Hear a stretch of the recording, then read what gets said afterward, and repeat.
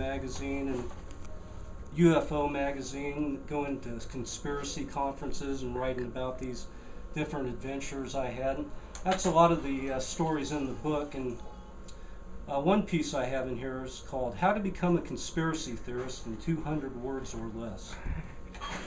And I'll read it now. My method of becoming a conspiracy theorist should include the disclaimer, kids, don't try this at home, as LSD was a major catalyst which got me questioning consensus realities when UFOs appeared under said substance and led me down a rabbit hole of synchronicities and high strangeness, including astral projection, psychic supermarket channeling, and apparent microwave harassment in Mexican restaurants. It's all true. It didn't help that I came across a poster on a JC campus that asked, "Did the CIA kill JFK?" A notion totally new to my 23-year-old head. Soon I'd read nearly every book on JFK's cranial catastrophe, not to mention an ever-expanding library examining the spectrum of the conspiratorial cosmos, from shape-shifting reptilian scumbags shooting smack in the White House to Illuminati high priestesses disguised as Hollywood starlets.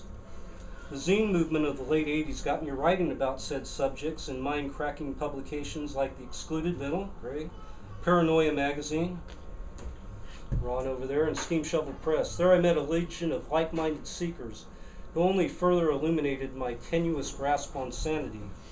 Or as Carrie Thornley remarked, when your pineal gland finally lights up, you will never again, as long as you live, have to relax. And kind of jokingly, I talked about some stuff in here. Astral projection, I'll read about some experience I had with astral projection.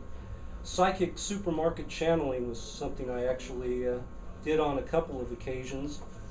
This was back 15 years ago or so, where right when they started getting the scanners, you'd wave stuff. And 2 or 3 times we were in there and I wasn't paying attention to anything. I just came up with the number $63.13, and miraculously that number came up. I mean, it could it's probably coincidence, whatever. My wife, she's totally not into this. She'd always shake her head, "You're full of crap."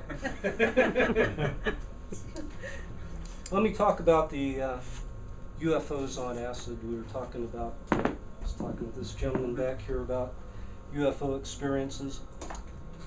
I wrote a letter in 1986 to a researcher named Jenny Randall, something you might be familiar with, about the experience. It happened in '79, so I'll read from this letter now. This also is in Happy Trails to High Weirdness, available from FijiPress.com soon. Anyway, I wrote this 12/12/86. Dear Miss Randalls, I would like to relate an experience that happened to myself and a colleague in 1979 in Fresno, California. Let me preface this statement by saying that we were under the influence of the hallucinogenic drug, LSD. But hear me out, these are not the ravings of a drug-saturated fruitcake. I am not an habitual drug user, nor have I used LSD for several years. But to deny that I was not under its influence when the incident occurred would be to give an incomplete account of what transpired on that fateful night. On the night in question, fully under the influence of said drug, we observed several flying saucers in several shapes, sizes, and multicolored variations. I am not denying that what we saw were hallucinations, but if they were dual hallucinations, for we both saw the same sights and sounds. Now, a brief description of the event. The sighting occurred along a levee located in a residential section of town. Before we arrived at the levee, we were on foot. We joked to ourselves about how we might see a UFO during our little trip. We laughed to ourselves, somewhat uncontrollably, how no one would ever believe us due to the condition we were in. Anyway, after walking a short time on the levee, we saw our first UFO. The sight of this made me fall to one knee, and we were both astounded by its sight. During the course of the night, we saw several, anywhere from 6 to 8. One was cigar-shaped, some saucer-shaped, one with a multicolored propeller. This all occurred within the span of not more than an hour and a half, though the passing of time was hard to estimate due to the effects of the drug. The last one we saw appeared like a falling star in the sky that seemed to stop in mid-descent, then turned into a spaceship, or whatever it was. After the sighting of this UFO, we turned around and headed back the way we came. Now, I realize the descriptions I am giving are sketchy, but in retrospect it seemed almost like a dream, everything happening so fast. If I were to describe every little detail, I'd be here all night. So I'll try to wrap it up and sum up the experience in a few more words. When we arrived back at the point where we saw the first UFO, a beam of light shot down directly in front of us some 50 yards away, emanating from nothing we could see. I said, "Wow, did you see that?" And my colleague, my running partner, responded that he saw it too. Of course, we said things like, "Wow, did you see that?" and "Oh my God," many times that night. Through the whole experience, we felt a presence communicating non-verbally to us.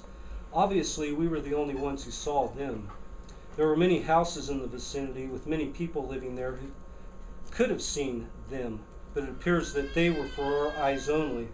Perhaps they were hallucinations, but if they were, it was a dual hallucination, for we both saw the same thing. So that's kind of the odd thing about the experience, that we both were witnessing the same phenomena and talking about it.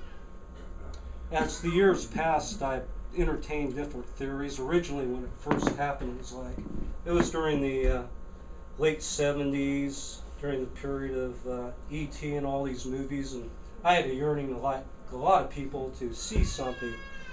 And I think the friend I was with had that too. So, one explanation is this: maybe we tapped into something with that intent, like a magician. It could be like ritual magic in a sense, that we opened up some type of portal, picked up on this energy, and kind of our imaginations kind of helped,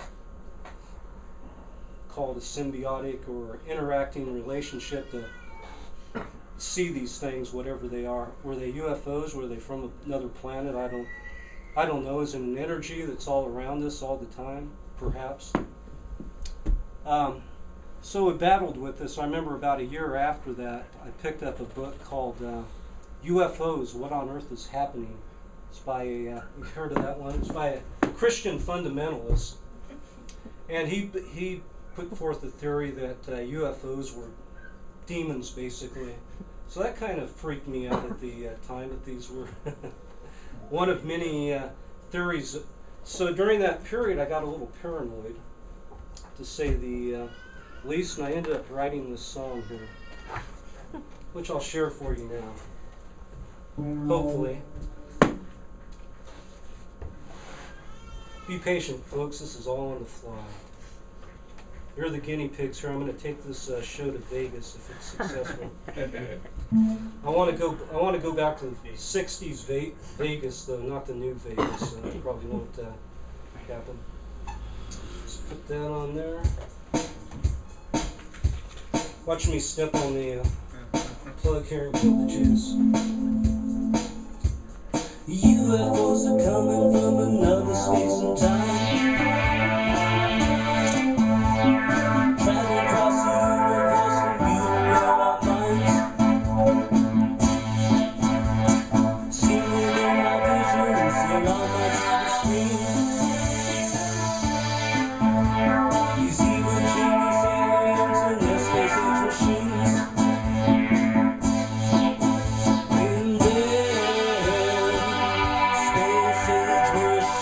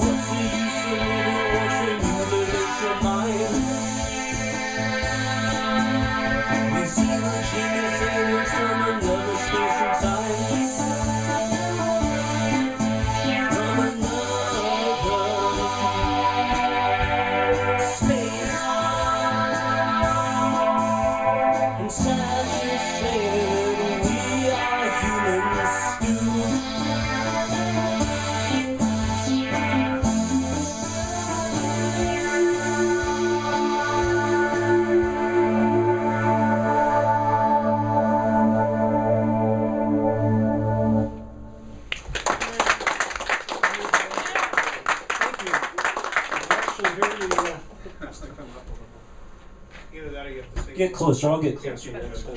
Guys, pick up on the lyrics though? So more on UFOs. There's another selection from Happy Trails to High Weirdness called Was I an Abductee? And I wrote this for UFO Magazine. A lot of these are pieces I wrote for other magazines and stuff over the years. Actually, I don't think they ran this one, but I dug it out for this book. The International UFO Congress held each February at Austin, Nevada's Aquarius Hotel, it's someplace else now, presents some of the brightest lights of ufology who blink into existence over the course of a week and illuminate the earth with their otherworldly presence. On Sunday, February 24th, 2008, while I was passing through Laughlin on the way to Arizona, my wife and I decided to spend the night at the Aquarius to take in the scene. After dropping off some retro UFO flyers, Barb and I helped organize a conference. She can talk about that with you later. She's going to do it again anyway. Dropping flyers off at the front table, we levitated into the vendors area and were pleased to encounter among the UFO bric-a-brac an assorted New Agey Farah Yordoso. She's Turkey's most noted ufologist. With Farah, we exchanged cordialities before the conversation inevitably gravitated into the realms of high weirdness as she recollected certain encounters with alien entities that have profoundly impacted her life and the lives of her Turkish ancestors. On account of these multi-generational contacts, Farah believes that relatives, past and present, including herself, have become psychically gifted in addition to experiencing high occurrences of cancer and sterility. Kind of an odd thing. Why these things happen, we do not know, Farah added, her voice reminiscent of a gypsy tarot reader. At some point, the conversation turned around to yours truly when Farah inquired as to how I became involved in UFO research. As always, I cited my psychedelic UFO encounter of the late 70s, which I've related, blah, blah, blah. Farah then asked if I had been abducted. I think she suspects that I have. I replied that, to the best of my knowledge, no, but added that I had some astral projection experiences in my late teens that in many ways resemble the darker aspects of the ET abduction phenomenon. Yas, replied Farah in her thick Turkish accent. That is when they usually begin, at that age. Many years ago, I related these experiences in a piece entitled Tales from the Astral Plane. I'll read from that now. From the ages of 18 to 20, I experienced a strange sensation within the realms of sleep. Lying in bed, I would suddenly awaken, though in reality I was still in a dream, ? As an electrical current shot through my body. In shock, my mouth would freeze open in lockjaw horror, as a tingling sensation of pins and needles began to move across my body, and then soon after I would be jolted awake by the electrical lockjaw horror of my uncommon dreams. This occurred with regularity over several months, but I didn't enjoy it a bit. It was frightening, and during these strange dreams I felt as if an alien influence was trying to take possession of my body. Some pretty heavy stuff. Later I described to a friend of mine, Mary, these dreams I'd been having of the electrical current lockjaw variety. Instantly her eyes lit up in cosmic recognition as she groped the higher plane my head was spinning on. You've been astral projecting, Adam, she dramatically announced, pouring me another glass of wine. Previously, I'd never connected these dream experiences, if that was what they were, to astral projection. Now it started to make sense. Mary Jane explained to me as she saw it and understood the phenomenon from her own extensive research and personal experience. This lady is also a hypnotherapist, pretty highly educated. What she believed was happening with this electrical current lockjaw and numbing sensation was the effect of my astral spirit body leaving my physical body, its physical energy causing an electric surge to course through me, freezing my jaw open in its passing and bringing a wave of numbness that began to develop through my sleeping body as the electric psychic energy shot out of my human shell. In the past, I'd read about astral projection in Castaneda's books, for instance, and in the teaching of Ekankar, kind of goofball religion. Both seem nobody from the religions here. Both seem pretty far removed from me, and I never related them to my own personal experiences. because I didn't realize what was happening. Astral projection, I responded, astounded. How do you know that's what's happening to me? Because, my dear Adam, the same thing has been happening to me for years. Perhaps you're at the point now where you haven't yet left your body. It sounds as if your astral body is just about to leave your physical body when you're jolted awake. Now, regarding myself, well, it's pretty strange, Mary Jane continued. What happens is that once I leave my body, I am transported to some other world where I inhabit the body of this monster that runs round and round in circles, never getting anywhere. Round and round and round. I'm still trying to figure that one out. Wow, that's a trip, I said. From this point forward, my astral wanderings started getting weirder and more productive. I don't know if this was from the fuel Mary Jane had now provided my ever-expansive imagination, or if I was progressing upon the path of wisdom to higher states that the Guru guys of old had mastered. However, there was a level of eeriness to these astral wanderings which made me fearful that perhaps some demon from the underworld was attempting to steal my soul. One of the first astral experiences I experienced after this Mary Jane rap session had me rising from bed, still in the supine position, my astral body, or whatever was going on, levitating into the mystical air, 3 feet or so above my bed. However, there was after a short duration, I was thrust once again back into physical consciousness, which always seemed like a slingshot effect. My spirit flung back into my sleeping hole, physical awareness jerking it awake violently from its psychic slumbers. When in these astral states, my spirit body would zoom around at incredible speeds, making right-angle turns as it traveled at warp drive around the walls and beneath the ceiling of my room. But never once did my astral body leave the room, just soared around in speedy circles like some sort of caged and deranged metaphysical bird, searching for a passage to the sky. Some of my final astral projection experiences were truly horrifying. After leaving my body, I began hearing voices as I floated around in my room, the laughing, haunting, rumbling, deep, satanic voices of demons. I would awake from these episodes in a cold sweat, thinking my inner soul possessed by unclean spirits from the lower reaches of the astral plane. It was at this point that I made a conscious effort to cease with this astral nonsense, and soon after I never projected astrally again. In retrospect, these incidents evoke the lurid imagery of the dark side of the alien abduction lore. Many years ago, I experienced an incredibly vivid dream featuring an apparent succubus that may well have had a possible relation to the UFO phenomena, which in one form or another has haunted man for thousands of years. Perhaps a hypnotic regression session at some point could look deeper into these strange dreams of mine that seem to have all the earmarks of otherworldly or interdimensional contact.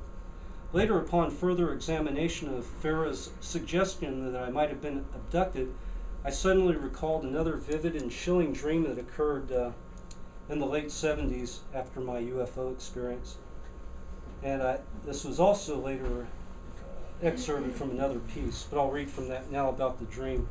One hot summer night, while living with my parents in suburbia, this is in Fresno, California, I decided to sleep outside where it'd be cooler and more pleasurable.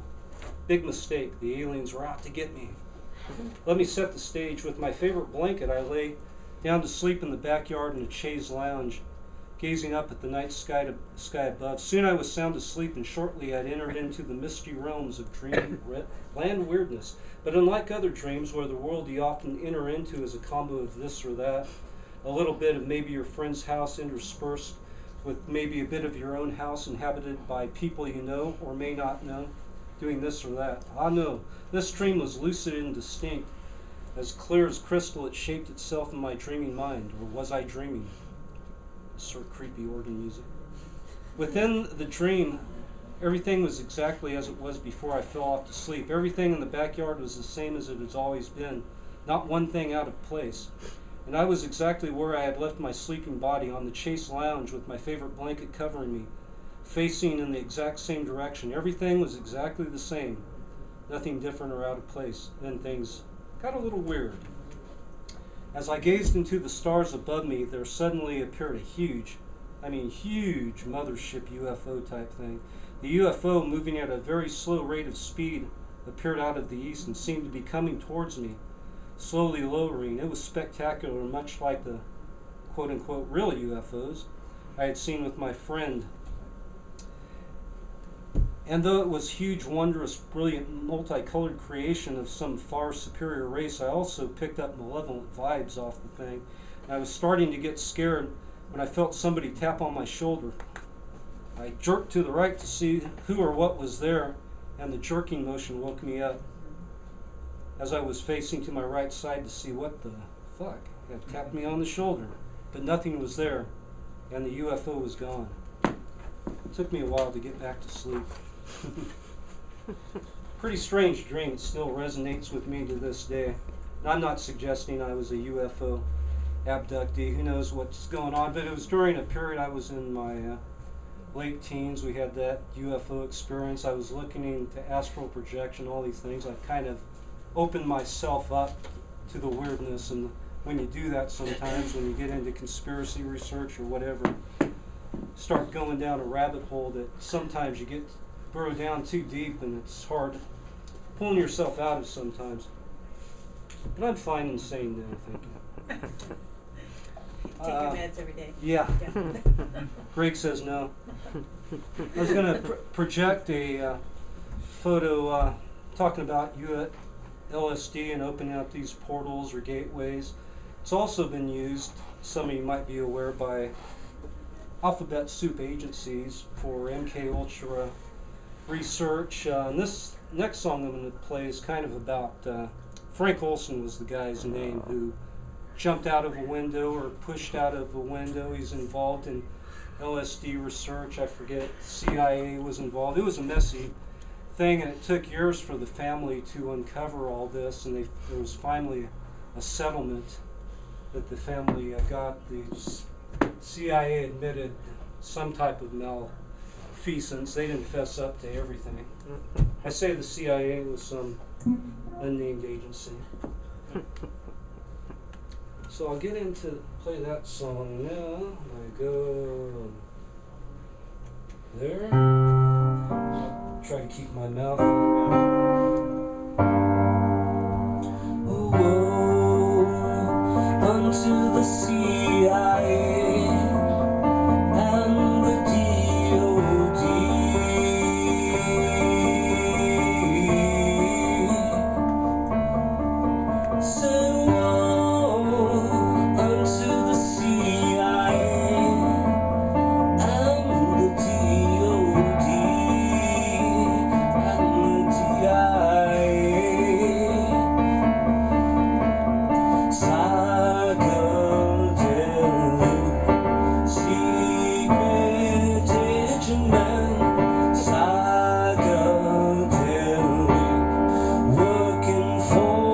Uncle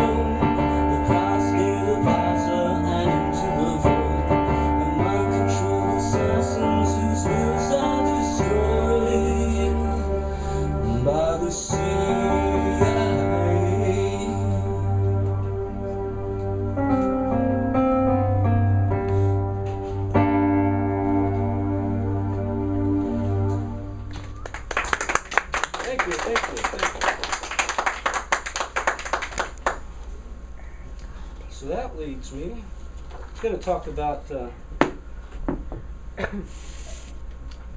Manson book just a little bit.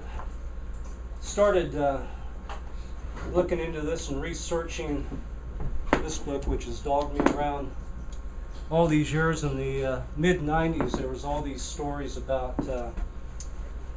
rumors that the Manson family had been tied into MK Ultra, that they were part of a military mind control experiment.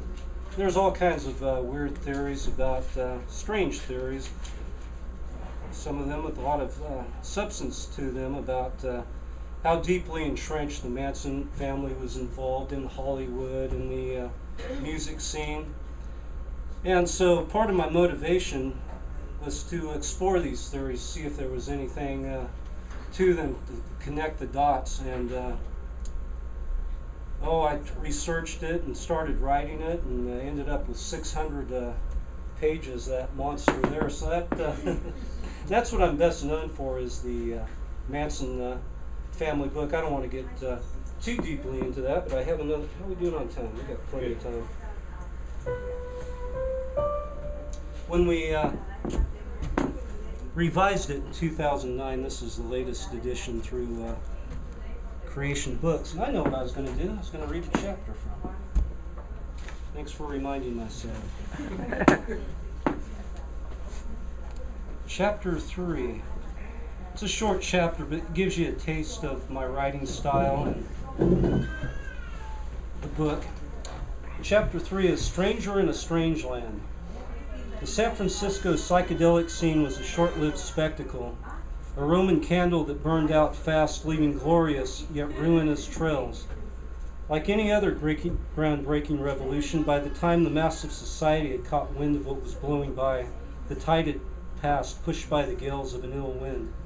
By 1967, the so-called Summer of Love, many of the original progenitors of the Haight-Ashbury scene had purposely uprooted themselves from the city, thus begun a back-to-the-land communal living movement, which to a great extent was a relatively short-lived phenomenon in itself. Part of the back-to-land movement by the likes of movers and shakers of the San Fran scene, like the Grateful Dead, the Hog Farm, Stephen Gasson, to cite a few, was precipitated by the sudden influx of bikers, hardcore dealers, strung-out hypes, and assorted con-man gurus who overnight had turned this experimental utopia into a bad scene of bum trips and ODs, overflowing with starry-eyed youth led astray by the enticement of going to San Francisco to wear flowers in your hair. Thus the fix was in, as the media created a myth while simultaneously ushering its eventual ruin. Soon the tour buses arrived, filled with squares to gape at the freaks, making a spectacle on the street. The Haight had become a hip Disneyland, filled with hawkers, peddling the imitation of a groovy vibration that had passed just as fast as it came. But like moths attracted to the flames, the youth continued coming in droves, searching for utopia in a mounting Tower of Babel.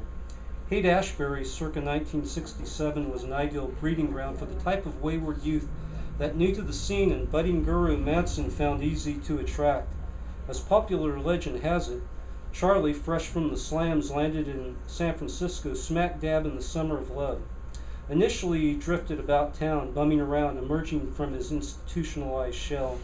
But his transition back into society proved easier than expected, due mainly to the psychedelic scene unfolding around him, of which Charlie dove into head first, feeling an instant connection to all the flower children hanging out in the streets and sleeping in the parks. It was in this social milieu that Manson soon became a familiar figure, fitting seamlessly into a patchwork of social outcasts, for he as well had been an outcast all his life. Manson was adept at interpreting the key elements of people's personalities, determining what responses would put them at ease and make them friends, allies, or sexual partners. This ability was another factor that helped him fit so well into the brave new world he discovered upon prison release. Manson was later quoted in the underground newspaper Tuesday's Child about how he'd met a boy during this period who introduced him to the Haight. Quote, "We slept in the park and we lived in the streets, and my hair got a little longer, and I started playing music, and people liked my music, and people smiled at me. I didn't know how to act. It grabbed me up, man, that there were people that were real." end quote. In Manson, in his own words, Charlie described his first acid trip occurring at a Grateful Dead concert, when the young 15-year-old hippie boy mentioned in the Tuesday's Child article turned him onto the acid at the aforementioned Grateful Dead show. The scene at the concert was all new to Charlie, with strobe lights flashing in myriad colors amid all the strangely garbed people dancing uninhibitedly, with the musicians providing the necessary free-flowing backdrop that swept the dancers up into a primal, tribal, psychedelic amoeba undulating across the dance floor. That's a mouthful. Charlie flipped out on this wild scene. He too began dancing to the music. Quote, "The acid, the music, and the loss of inhibitions opened up a new world for me. I was experiencing rebirth. Finally, in the middle of one of the dances, I collapsed on the floor," end quote. When Charlie awoke the next morning, he found himself at a crash pad with several other flower children. This was Manson's first exposure to communal living, and he was taken aback by the positive atmosphere of togetherness and sharing. No one asked him how he got there or what he was doing. They just accepted Charlie as one of their own. With his guitar, singing, and songwriting, and homeless state of being, Charlie fit right into the communal scene, a wandering minstrel soaking up the day glow, Paisley vibes. On one occasion, as he was strumming his guitar on the steps of Sather Gate, the entrance to the UC Berkeley campus, then Assistant University Librarian Mary Bruner, out walking her dog, happened upon Charlie, proceeded then to dazzle her with his cosmic croonings and metaphysical sing-song rap of love, a little man with a giant aura, or so it seemed to Mary. Bruner went bonkers for her newfound paramour, due mainly to the fact that Charlie was the first man who ever gave her such complete and undivided attention. Invariably, she was mush in Manson's manipulative hands, like a clay figure to be formed. Manson moved in with Bruner, who at first was adamant that his affections be shared only with her. This arrangement was short-lived, however, as Charlie soon convinced her to allow other girls into the scene. At first, Bruner was accepting of one additional girl, but told Charlie that was it. She didn't want any more competition. But each new girl Charlie brought into the fold, two more would follow. Bruner soon relented, as she realized that the only way to remain in Manson's life was as a member of this extended family, which before long would number 18 young women, all slavering at the bare feet of their hippie guru.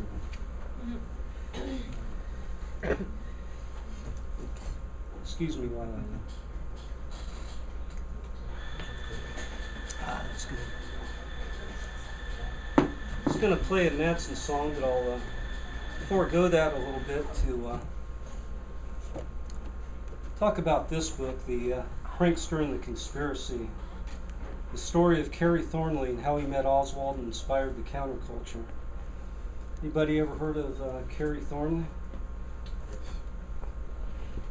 There we got one. Well, this is sure a rabbit hole. Thornley was one of the founders of a spoof religion called Discordianism, which they cooked up in the late 50s, he and a friend of his named Greg Hill. And since that time, over the years, it's continued to evolve as sort of an underground counterculture, spoof religion. If you get on the internet these days and look up Discordianism, you'll find all kinds of things about it. That's one aspect of Thornley. The other thing was he served in the Marines with Lee Harvey Oswald in the late 50s.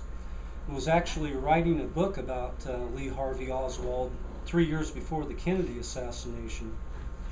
Thornley went later, he appeared before the Warren Commission, and actually wrote the first book on Oswald, very slim volume. It was basically one of those tabloid type books to capitalize. It was called Oswald. Time passed. Jim Garrison conducted his investigation. If anybody's seen the movie JFK, that was based on Jim Garrison's investigation. He was the district attorney in New Orleans, and he indicted Kerry Thornley in 1967, claiming that Thornley was one of the people involved with all these other shady characters, if you're familiar with the story, like David Ferry, as being involved in the Kennedy assassination, or sort of a cover-up team.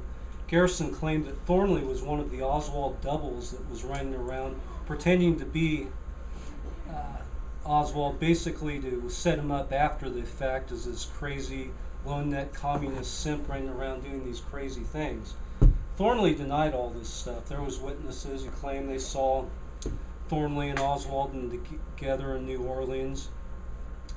But Thornley adamantly denied this over the years. A few years passed, and let me back up by saying while Kerry was in New Orleans, he was there for a period of time, the same time Oswald, prior to the Kennedy assassination, Thornley had gone to New Orleans because he was a budding writer and wanted to talk to people and experience that scene there in New Orleans. He met a couple of shady characters by the name of Gary Kirsten and Slim Brooks. And they had theoretical discussions. They talked about philosophy and politics, and they had a theoretical discussion one time about killing a president, and in particular JFK. Thornley thought this was once again just a theoretical discussion. Fast forward to the early 70s, Thornley came across this book called Coup d'etat in America that stated the premise of this book was that the Watergate burglars, one of them was E. Howard Hunt, was one of the tramps in Daley Plaza that many people say were behind the Kennedy assassination. And in this book they took overlays of the Watergate burglars, and you could lay them over the different tramps. And the overlay of E. Howard Hunt matched up exactly with the old man tramp, they call him in Daley Plaza. I'm getting pretty deep here, but when Thornley saw that, he went, whoa, that's the same guy I had these discussions with in New Orleans, Gary Kirsten, way back when. And then he felt memories started coming back to them that he'd somehow been manipulated. Perhaps MK Ultra was involved. As I got deeper into the story, it turned out that Thornley and Oswald both served at Japan at Atsugi Air Base, which later article in Rolling Stone revealed they had MK Ultra LSD experiments going on there, and that E. Howard Hunt, then with the CIA, had also worked out at Atsugi. So there's all these weird connections. One connection Thornley had was with Robert Anton Wilson. Any Robert Anton Wilson fans here? I got to know Bob Wilson. He wrote the intro to this book, and the first edition of the Illuminatus trilogy is dedicated to Kerry Thornley and Greg Hill, the founders of Discordian, and he was part of this underground Discordian scene. And Thornley eventually suspected, as the mid-70s, Thornley started to talk about going down these rabbit holes. He started going off in the deep end, perhaps with paranoia, and he began to suspect that the Discordian Society was a CIA front, and that Robert Anton Wilson was a CIA handler who had somehow brainwashed him. It's pretty deep. But I'd like to read part of Wilson's intro to my book, The Prankster and the Conspiracy. He did a great job on this. It's called Monster in the Labyrinth. Ye have locked yourselves up in cages of fear, and behold, do ye now complain that ye lack freedom? Ye have cast out your brothers for devils, and now complain ye, lamenting that ye've been left to fight alone. And that's from a work called The Epistles to the Paranoids, The Gospel According to Fred by Kerry Thornley. Sally Wilson goes on to write, Kerry Thornley wrote these words in the mid-1960s, and within 10 years he had become a clinical paranoid himself in the judgment of almost all of his friends, including Dr. Robert Newport, a psychiatrist who had known Kerry since high school. The moral of this seems to me, take great care which nutcases you dare to mock, for you may become one of them. I do not write in any spirit of smugness or superiority. I became somewhat paranoid myself for a while there, or at least experienced acute anxiety attacks. For several months I literally could not leave my house without looking around to see if Kerry crouched behind a bush waiting to shoot me. You see, he had become convinced that I worked for the CIA and served as one of his managers or brainwashers. But I thought I worked as a freelance writer and considered myself his friend. As his letters to me grew increasingly hostile and denunciatory, I began to fear that he might have graduated from weirded out to dangerous. This now seems silly to me, an overreaction, but the violence and paranoia of the Nixon years made everybody in this country feel a bit jumpy. A Black Panther leader in the part of Chicago in my part of Chicago seem to have gotten shot by the local police while sedated. The extreme right and extreme left both had wild conspiracy theories about everything else. Anti-war meetings, anti-segregation meetings, even pot legalization meetings, all had people making nervous jokes about who among us the government had infiltrated to report on our thought crimes. The government not only appeared irrational and out of control, but so did a large part of the population. I finally moved to Ireland to start a new life as an expatriate, and my worries about Kerry executing me for brainwashing him made up only a microscopic part of my motive.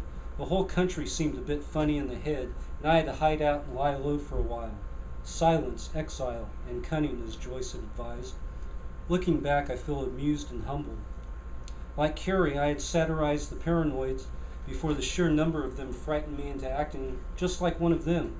I remember my last phone conversation with Kerry, during which he announced that just a week earlier I had come to Atlanta, argued with him about my alleged CIA connections, spiked his drink with LSD, and brainwashed him again. I told him that I had not left San Francisco in months, and that if he had a bad acid trip the previous week, then somebody else gave him the acid, not me. I insisted on this as persuasively as I could. Finally, Kerry relented a bit. "Well, maybe you believe that," he said, but that means your bosses have been fucking with your head and planting false memories in you, too. How do you argue that you haven't had your head altered? Look, I said, I'll put my wife Arlen on. She'll tell you that I haven't left here in months. That won't prove anything, he said, with the calm certitude of a grand master announcing checkmate. They probably fixed her head, too. I don't remember the rest of the conversation. I felt lost in an Escher painting. Wow. That was Robert Anton was Wilson. I have a lot of the original letters, and there was a lot of theories during those periods, and Mae Brussel, a late great conspiracy researcher, kind of seemingly picked up on some of this stuff, that Wilson and Timothy Leary were these mind control agents running around and doing odd stuff. But this brings up the idea of doppelgangers, which if I have time here I'll get into. Oh, yeah. Do that. Wilson died, they just memorialized the 5th year that he's been dead, about a week ago or so. And another thing that appears in Happy Trails to High Weirdness is something I wrote that was in UFO magazine after Wilson died, and I called it Raw R.I.P. Riff, Raw Rip Riff. I'll read that. Quote, "And so it is that we as men do not exist until we do, and then it is that we play with our world of existent things and order and disorder them. And so it shall be that non-existence shall take us back from existence, and that nameless spirituality shall return to the void, like a tired child home from a very wild circus," end quote. That's from the Principia Discordia, the Bible of Discordianism. I won't pretend to be among those who were part of Robert Anton Wilson's inner circle, his closest friends and family members that were at his side towards the end when his body failed, but his synapses were still firing with the intensity of his words on the printed page. Just the same, Bob made everyone feel, inner circle or not, that we are all part of the same Illuminati Discordian conspiracy, fellow passengers on a wild circus ride, whether you were an acne-riddled fanboy or conversely a fellow traveler seeking out his guidance and wisdom. I felt an equal measure of both. On the one hand, a fawning fanboy fumbling over his words, my words in his presence, meanwhile profoundly influenced by Bob's work, having taken his teachings and applied them to my own life and writing. No one living or dead has had such an effect on me before or since, and I'm now long enough in the tooth that probably no one else will ever be of such influence again. Oh, to be young and happen upon Cosmic Trivia or the Illuminatus trilogy and have your mind blown in a particularly positive direction. Like a lot of my contemporaries, Ra came into their lives at an important imprint juncture and certainly saved more than a few of us from early ruin. These sentiments have been shared with me on more than one occasion by friends who were at a critical turning point when Ra, Robert Anton Wilson, miraculously appeared in their lives in the form of one of his great books, thus re-imprinting their perceptions of the world, or more precisely, he provided them the tools and impetus to re-imprint and reprogram themselves. Bob was famous for being the guy you would call if someone was experiencing a bummer acid trip. Bob could talk them down in a matter of minutes, as he was not only hip to how the human brain functions, but he was also a very caring guy who wanted to leave the world a better place in his passing. Fortunately, I had a chance to meet Ra in the spring of 2001 while researching The Prankster and the Conspiracy, my book here. In a way, he took me under his wing, but I think a lot of people felt that way, as just being in Ra's presence was always stimulating, educating, and filled with a fair share of laughs, which afterwards left you energized and inspired. There was also the feeling that you were in the company of some sort of Western version modern Buddha with his smiling beatific countenance and humble demeanor. Of course, Ra was never one to deify himself. In fact, his primary mission, it seemed, was to get us all thinking for ourselves, to free us from the sway of governments and gurus, to be our own masters who make the grass green.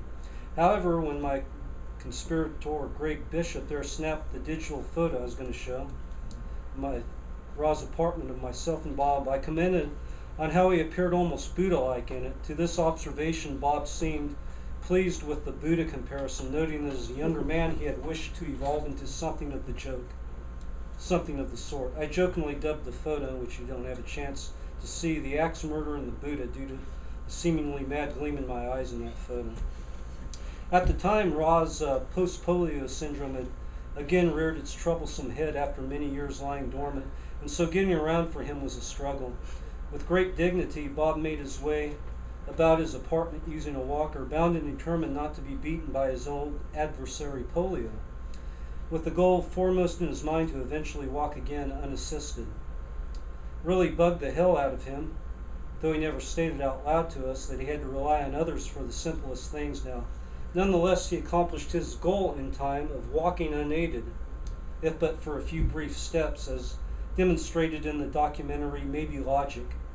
Ever the optimist, if Ra was going to talk, then he damn well knew that he would literally walk the walk, as he was a firm believer in the ability of people to heal themselves with positive visualization.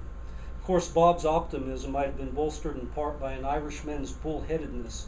When several months ago, while alone in his apartment, he took a debilitating fall. Unable to get up, he lay on the floor for 30 hours until discovered by his daughter, who had to break the door down to get in. In 2003, I phoned Ra to ask some follow-up questions regarding Carrie Thornley book. While I had Bob on the phone, one thing I always wanted to ask him was how one went about becoming a member of the Bavarian Illuminati, since he'd been long rumored that he was the secret chief of that infernal and equally illustrious order of conniving supermen. Bob, I queried, are you the head of the Illuminati? No, he replied in typical satiric fashion. I'm the toe. Not exactly the answer I was looking for, but just the same I asked if he could appoint me as an Illuminati high priest, to which he didn't hesitate 1 second. You are hereby appointed. I have this on tape too. I need to edit it someday. And although this lofty position hasn't improved my sex life or finances to any measurable degree, I must admit it is one hell of an honor belonging to a secret order associated with Robert Anton Wilson. During this period, whenever Bob emailed anyone, he'd CC it to John Poindexter, then head of the notorious Information Awareness Office, a defense agency overseeing the government's domestic surveillance program, which ramped up in the aftermath of 9/11 hysteria. To this end, Bob figured that by sending his email messages directly to Poindexter, it would, in turn, eliminate the need for anyone to maintain surveillance on him, thus eliminating a paid position and cutting down on government waste, maybe even lowering our taxes. Besides, Bob added, it amuses me to think of Poindexter reading my emails. In this regard, I asked Bob if they had lifted the idea of the Information Awareness Office logo from the cover of the Illuminatus trilogy. I had a slide I was going to show comparing the Illuminatus to the logo of the Information Awareness Office. Here's me and Bob.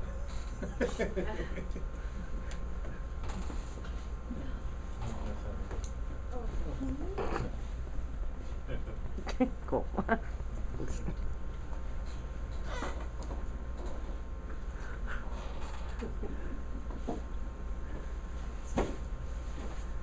So in this regard, I asked Bob if they had lifted the idea of the Information Awareness Office logo from the cover of the Illuminatus trilogy.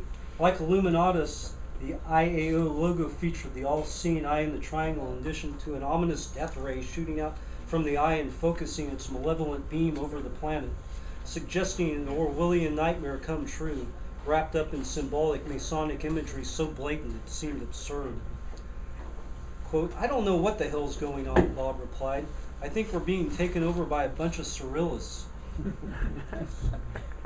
Although Bob's health had rapidly deteriorated in recent years, this in no way slowed down his anti-authoritarian antics, card-carrying Discordian that he was. During the California recall election of 2003, Bob tossed his name into the hat, running for governor on the Guns and Dope Party ticket, whose libertarian platform advocated replacing 1/3 of Congress with ostriches. Probably be an improvement. Yeah. Another example of this was his participation at a rally in his hometown of Santa Cruz, California on September 7th, 2002. At this event, Bob was among a group of medical marijuana patients who, in defiance of a federal court order, picked up their medicinal herb from care providers at a rally that received national attention. I remember seeing this made the national newspapers at the time and was on TV. A lot of people didn't realize it was Wilson who showed up there because he changed quite a bit since then. Of course, this was a cause that hit close to home with Bob, as he was openly defiant of the Bush regime and what he termed the TSOG, Tsarist Occupation Government, and its stranglehold on the rights of citizens to receive the medical care of their choosing. I must admit I was a bit taken aback by Bob's physical appearance at the time. He had changed dramatically, like I was saying, since I'd last seen him a mere year and a half earlier, having lost a considerable amount of weight and appearing much frailer. Along with his book royalties, a major part of Bob's income came from his lectures, but as it became apparent that traveling was now too much of a burden, he and some entrepreneurs launched a novel way to earn money and still provide him a forum for interacting with his fans. This was the concept behind the Maybe Logic Academy, where a couple years back Bob started conducting online courses on such subjects as quantum physics, consciousness expansion, and the strange life of Aleister Crowley. It was here that I had my last interactions with Bob during the quantum psychology course. One of the reasons I enrolled because I feared Bob wasn't going to be around much longer, so I felt I should take advantage of an opportunity to dialogue with him. And though the subject of quantum physics was one I feared I'd never really be able to wrap my head around, I gave it a go anyway. Much to my surprise and delight, Bob opened my eyes once again, as after the course's completion, the subject no longer seemed quite so unfathomable. For this gift and many others, I remain eternally grateful to Robert Anton Wilson. Even though the Maybe Logic Academy appeared to be a successful endeavor, Bob's medical costs escalated dramatically after the fall he took. He was bedridden thereafter, having to pay for in-home care, which apparently drained Bob's resources to the extent that he began auctioning off rare books and collectibles on eBay to pay his bills. Such are the vagaries of a freelance writer, even one as successful as Bob Wilson. Unfortunately, along with the freedom of being your own boss affords, it also leaves you at the mercy of the American healthcare system, which toward the end drained Bob of his savings and left him on the brink of being evicted from his apartment. It was at this point that his friends put out the word calling for donations via PayPal to help Bob pay his rent and live comfortably during his last days. As soon as I saw the message, I forwarded it to my own email list and sent in what I could afford, hoping that at least a couple dozen more people would step up to the plate for this wonderful fellow who had illuminated so many minds. Shortly afterwards, I got the word that over the course of a couple days, over $68,000 had been raised. This outpouring of love totally blew Bob and his family away, brought much needed comfort at a critical time.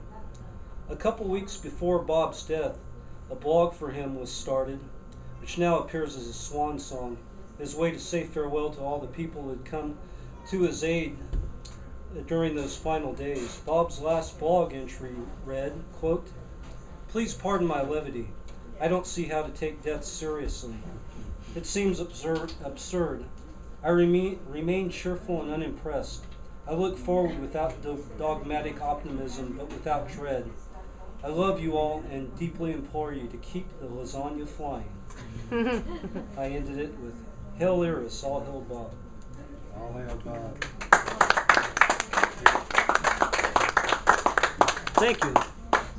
See what I else. That was sweet. Want to hear some music or hear me read something else? Yeah, build up some tunes.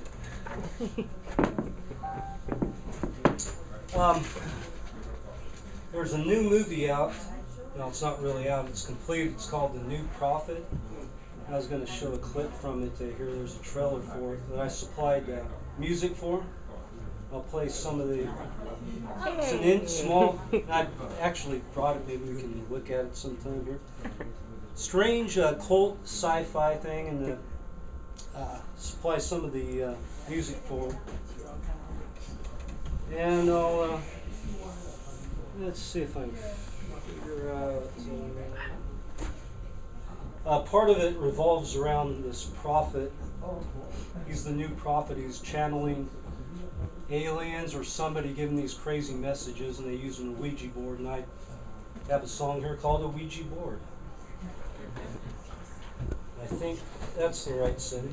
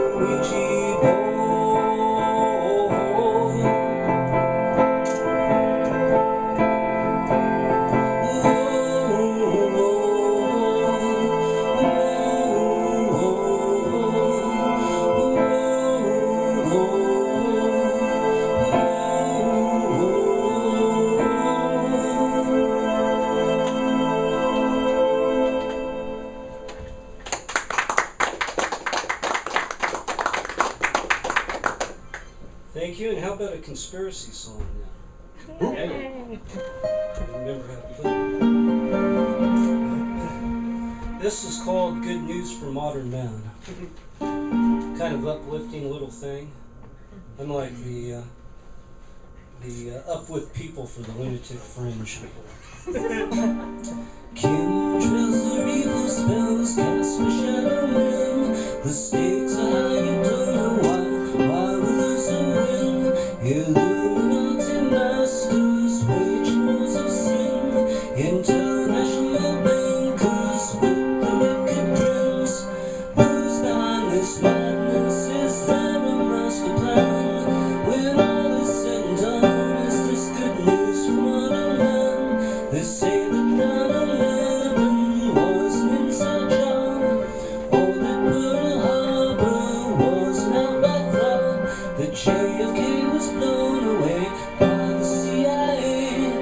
All of this and many more lead to a slow decay.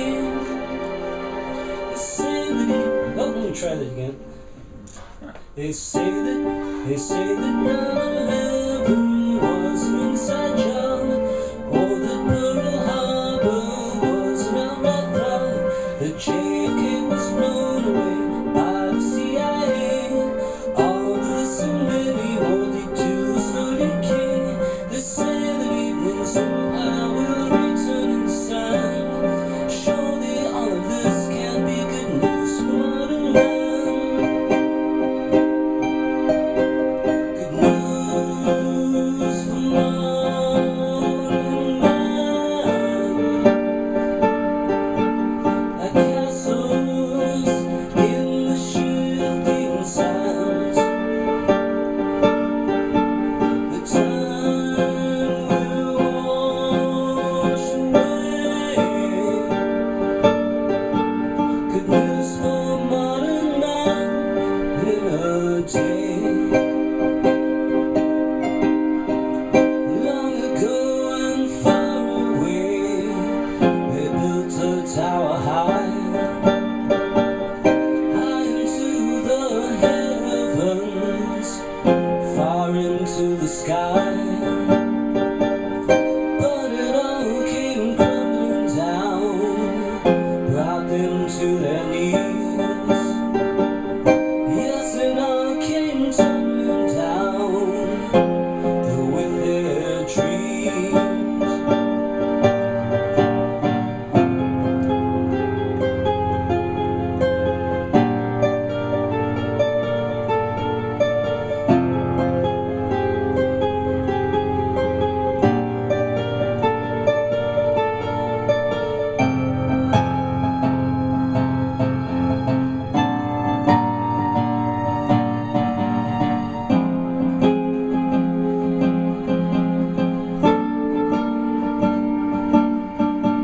Good news for modern man. Maybe in some other land, beyond this veil of tears. Good news for modern man may not be here.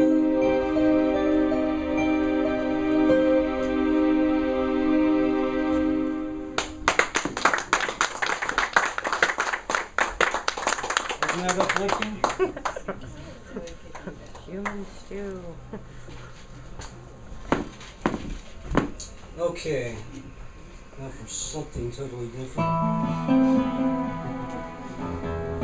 It's another spooky song. Once I had. Want to pick there?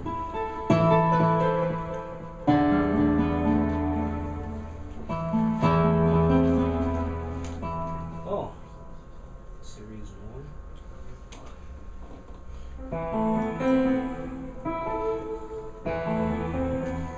Let's try that. Once I had a vision dancing softly in my mind of a lovely lady from another space and time. I gave to her my soul just to keep wine. She robbed me blind. She's a woman from another space and time. Tell me what's the meaning, what's the reason and the rhyme? Running from tomorrow, quickly running out of time. Running out of my mind. Over this woman from another space and time.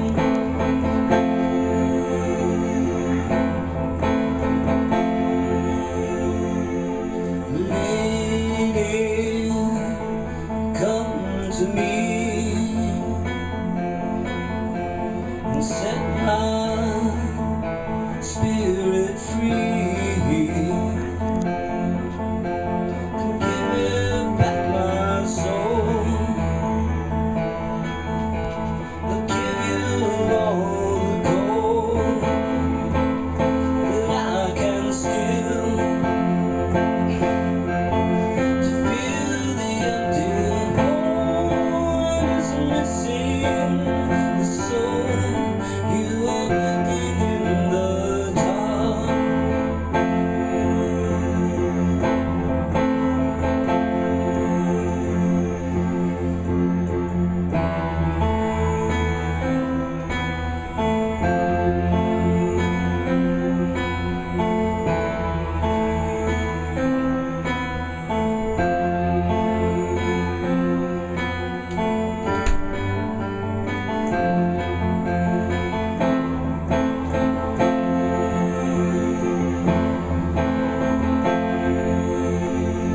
Now I'm in a madhouse, in a rubber room, am I? With nightmares of a lady who on a silver broomstick flies across the sky. She's a woman from another space and time.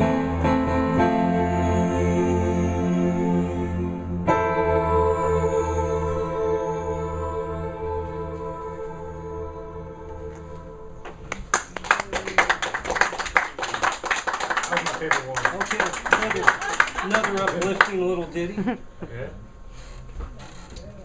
I will close off here by reading one last selection. This is called The Doppelgang. It's going to be in Happy Trails to High Weirdness, and it's going to be in the next issue of Paranoia magazine. Ron is taken over publishing Paranoia, for those who don't know. Go to www.paranoiamagazine.com. Yeah. If you want Hopefully to it'll be updated within the next week before February 1st. So subscribe. This will be in there in Happy Trails to High Weirdness. It's called The Doppelgang. Over the last decade, I've become aware of several alleged... This has to do with you too, Skylar. Oh no. Over the last decade, I've become aware of several alleged doppelganger sightings that have occurred at UFO conspiracy and New Age conferences. Doppelgangers, for those unfamiliar with the term, is the German word for a double, or more aptly, an evil twin. An entity of seemingly paranormal origins, usually regarded as a harbinger of misfortune or bad luck. Conversely, what have been perceived as doppelgangers may actually be spooks of a more prosaic origin, i.e. covert intelligence spies infiltrating events where UFOs and government conspiracies are discussed and exposed. Much like COINTELPRO, the FBI's counterintelligence program of the late 60s and early 70s that used agent provocateurs to infiltrate and sabotage radical activist groups. Perhaps that is the design behind these doppelganger sightings, to monitor individuals in the paranormal conspiracy research scene, as well as to disrupt and undermine said activities with skullduggery and mindfuckery. My first inkling of this apparent paranormal conspiratorial doppelganger phenomena came courtesy of a longtime correspondent, the psychic and playwright Eugenia Mazur's story when she commented to me via email several years ago about her curious encounter with an Adam Gorightly doppelganger at a late 90s East Coast New Age conference. It's all true. No. What all this means then and now remains a continuing enigma. Whether this alleged Gorightly double sighting was actually some sort of paranormal happening, an alphabet soup spy in disguise, or something more mundane and explainable. Eugenia, it should be noted, is not only psychic in title, but one of those rare and genuine psychics I've encountered who are few and far between. Tune into hidden frequencies and wavelengths that us normals hardly ever hear or see, our third eye vision impeded by the veil of quote-unquote reality. Eugenia is one of those unique souls who can lift the veil upon occasion and see beyond. I recall quite profoundly during the late 90s visiting a medical specialist in San Francisco regarding some neurological problems I was inexperienced. Later, when I returned home and checked my email, I discovered a synchronistically psychic message from Eugenia, which informed me at the very moment I was entering the medical facility in San Francisco, Eugenia was stepping onto a subway train where an image of yours truly suddenly appeared in her mind with the words San Francisco. Of course, Eugenia, all the way across the country on the East Coast, had no way of knowing that I would be traveling to San Francisco on this matter. This is one of those weird synchronicities that's hard to explain sometimes.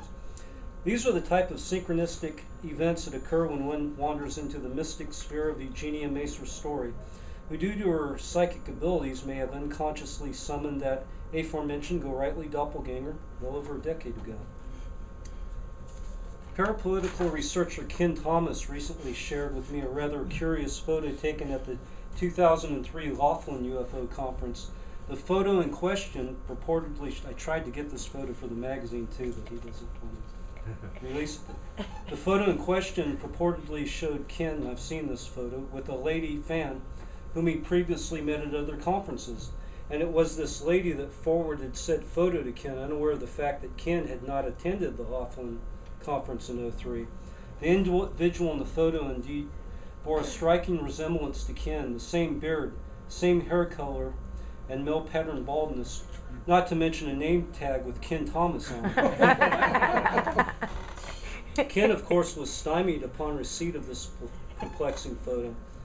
Quote, "So what's this all about?" Ken asks. "Someone impersonating me? To what end? Sell books under my name?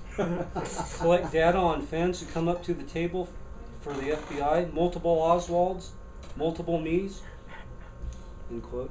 Invoking the name Oswald certainly summons some of the strangest specters that have inhabited conspiracy lore, namely the multiple Oswald impersonators running around New Orleans and Dallas prior to the Kennedy assassination, portraying Oswald as a Looney Tune communist sympathizer with the intent of later setting him up as an assassination patsy. In reality, Oswald might have been a U.S. intelligence operative who got double-crossed by his intelligence agency handlers, ostensibly set up to take the rap for the crime of the century. An example of such shenanigans occurred at a Dallas, Texas shooting range between November 9th and 21st, 1963, when somebody calling himself Oswald was seen by several eyewitnesses taking pot shots at other people's targets. Whoa, sorry. I don't think Ken necessarily wanted us shown this, but pass this around. This is the Ken Thomas doppelganger. Show with it. We'll look at it. Yeah, We'll look at it. That's Just so, pretend it didn't so happen. funny. Okay. I'll keep reading this Put a thing. disclaimer. It should be it should be noted that in the Marines, Oswald was a mediocre shot, whereas doppelganger. Oh, yeah, there was this Oswald imposter, whatever, taking pot shots at other people's targets. I was saying, making incredible nuisance of himself. It should be noted that in the Marines, Oswald was a mediocre shot, whereas his doppelganger was an expert marksman, hitting bullseyes with relative ease. From these actions, it would appear that this individual is going out of his way to draw attention to himself to show that he, Oswald, was an out-of-control gun-wielding wacko with a damn good aim. The Warren Commission, in all its wisdom, determined that the gun-wielding wacko in question was not Oswald because the real Oswald was at another location when the shooting range incident occurred. Just the same, the Warren Commission never answered or even entertained the question of exactly who this mysterious marksman was. After the assassination, the shooting range witnesses remained convinced that it was Oswald who they had seen, even though the Warren Commission concluded that this was physically impossible unless Oswald was in two places at the same time. New Orleans District Attorney Jim Garrison contended that one of these Oswald doppelgangers was none other than Carrie Wendell Thornley, subject of my 2003 book, The Prankster and the Conspiracy. In the late 50s, Thornley also served with Oswald and the Marines and was in fact writing a book about Oswald 3 years prior to the Kennedy assassination, which later many researchers found quite curious. This past association led Garrison to suspect that Thornley was among a cabal of alphabet soup spooks that created a false history to portray our boy Lee as a commie simp with an itchy trigger finger. In the parlance of the intelligence community, this is known as sheep dipping. Garrison contended that the infamous photo of Oswald with a rifle in one hand and a copy of the communist newspaper, The Daily Worker, in the other, as well as a pistol holstered at his side, had somehow been fabricated by Thornley and other accomplices at Oswald's empty Dallas apartment after Oswald and his family had moved out. In the second photo, Oswald once again held the rifle along with a copy of The Militant, another leftist magazine. After his arrest, when these photos were presented as evidence of his guilt, Oswald insisted that they'd been doctored and claimed that he knew how the photographic alterations had been made. Oswald angrily charged, "That is not a picture of me, it is my face, but my face has been superimposed. The rest of the picture is not me at all. I've never seen it before. Somebody took a picture of my face and faked that photograph," end quote. At the time of Garrison's JFK assassination, this was 67-68, Kerry Thornley adamantly denied allegations that he was one of the notorious Oswald doubles.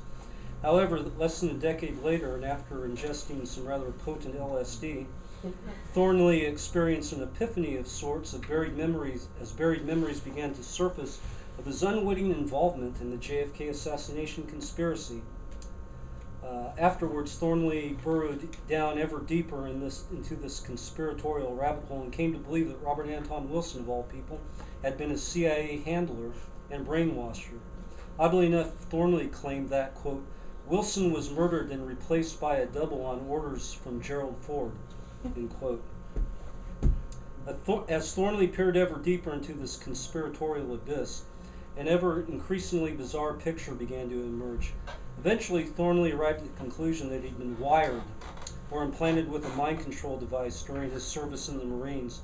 Thornley later came to believe that this insidious mind zap had started much earlier, perhaps even before birth, and that he was a product of what he termed a German breeding experiment, an experiment that presumably used both he and Oswald as human guinea pigs.